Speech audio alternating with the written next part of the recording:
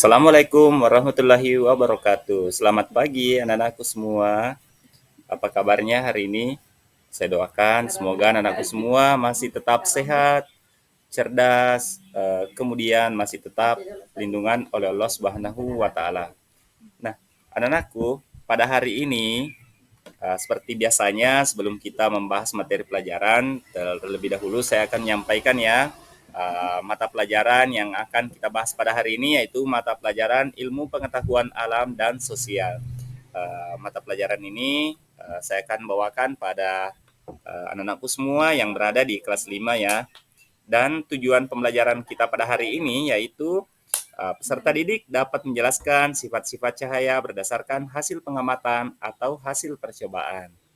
Nah, anak-anakku, sebelumnya saya akan mengajak anak-anakku semua untuk berdoa terlebih dahulu sebelum kita lebih dalam lagi mengupas materi pada hari ini. Nah, untuk lebih mengefisienkan waktu, saya akan mengajak anak-anakku semua untuk menundukkan sejenak kepala dan berdoa sebelum belajar.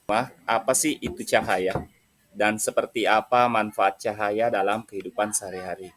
Nah, di sini Bapak Guru akan menyampaikan definisi dari cahaya itu sendiri.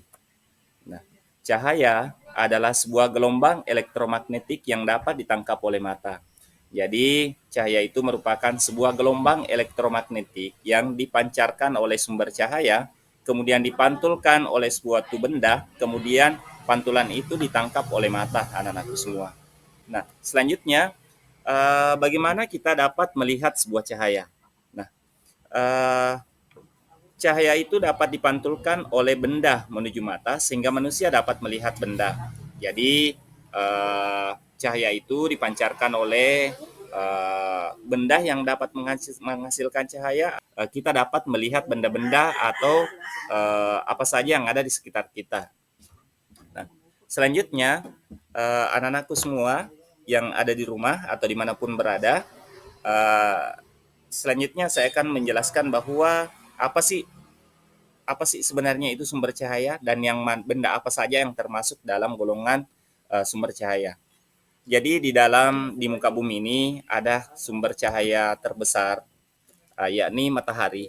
Nah, matahari itu adalah merupakan sumber energi cahaya yang terbesar yang disediakan oleh Allah Subhanahu wa taala yang mana dapat menerangi seluruh jagat raya yang ada di permukaan bumi ini, dapat memancarkan cahayanya secara sendiri, maka itu termasuk dalam golongan sumber cahaya.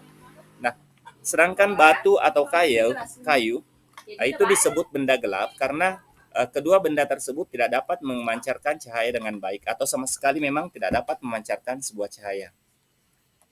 Selanjutnya, anak-anakku, dari berbicara tentang cahaya, tentunya cahaya itu memiliki sifat-sifat, ya. Ada beberapa sifat yang dimiliki oleh sebuah cahaya.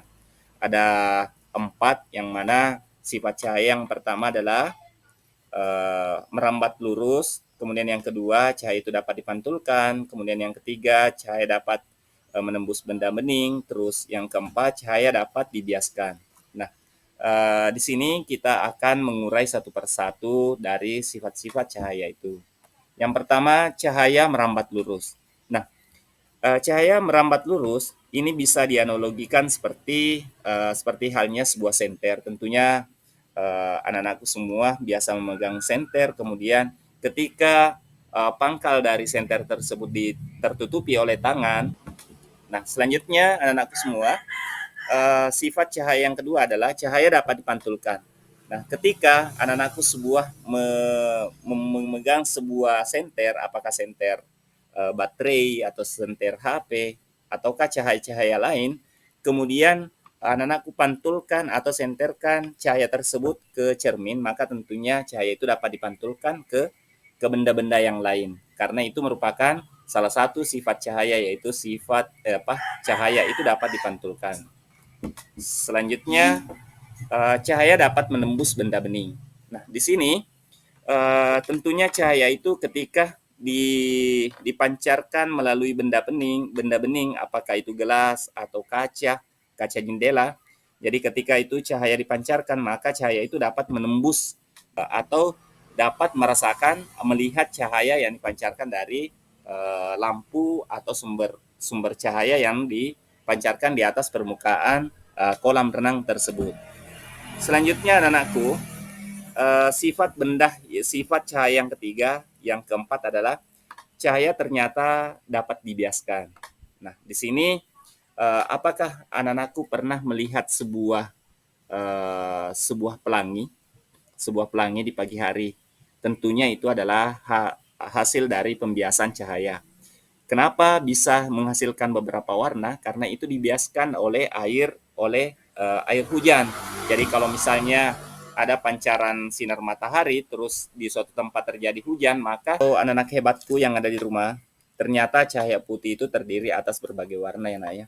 Jadi seperti halnya ketika kita melihat sebuah pelangi di pagi hari, kita tentunya melihat ada beberapa warna. Anak-anakku,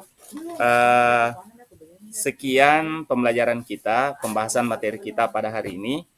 Semoga anak-anakku dapat memahami apa yang saya sampaikan dan anak-anakku dapat memutar ulang kembali video ini, dan saya harap salam bahagia, tetap sukses, tetap sehat, dan saya akhiri dengan ucapan billahi fisabilillah wastabiqul khairat. Assalamualaikum warahmatullahi wabarakatuh.